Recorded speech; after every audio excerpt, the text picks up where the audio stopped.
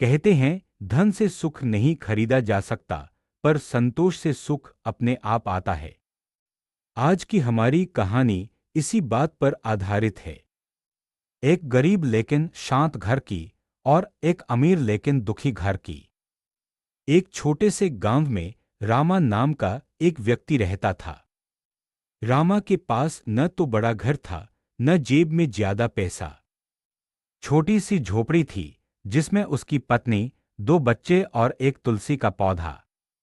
रामा हर सुबह भगवान का नाम लेकर खेतों में जाता, मेहनत करता और शाम को मुस्कुराते हुए घर लौटता।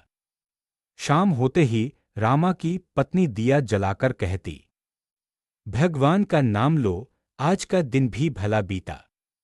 बच्चे हंसते, खेलते और सब मिलकर एक थाली में खाना खाते।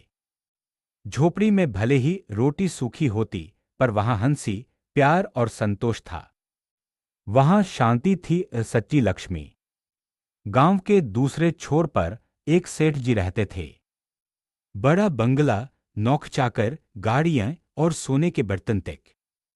पर उस घर में न हंसी थी, न अपनापन। हर समय झगड़े होते। सेठानी को सब पर शक, बेटा पिता से नाराज। बेटी अपने मन की बात किसी से कह नहीं पाती। रात को सेठ जी अकेले सोफे पर बैठते। चारों ओर वैभव था, पर मन खाली था। सोने का महल था, पर मन में अंधेरा था। एक दिन संयोग से सेठ जी का रामा के घर से गुजरना हुआ।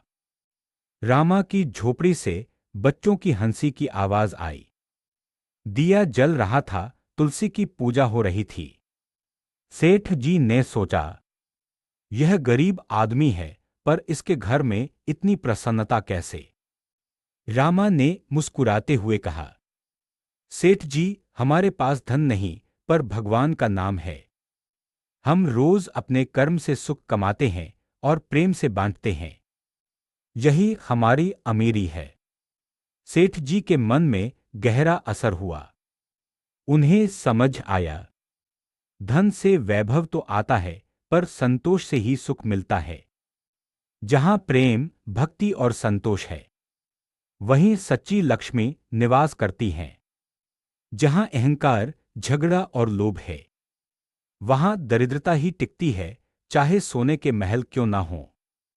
प्रिय भक्तों, यह कहानी हमें सिखाती है, सुख पैसे से नहीं, प्रेम और शांति से मिलता है। अपने घर को छोटा नहीं, मां लक्ष्मी का मंदिर समझिए।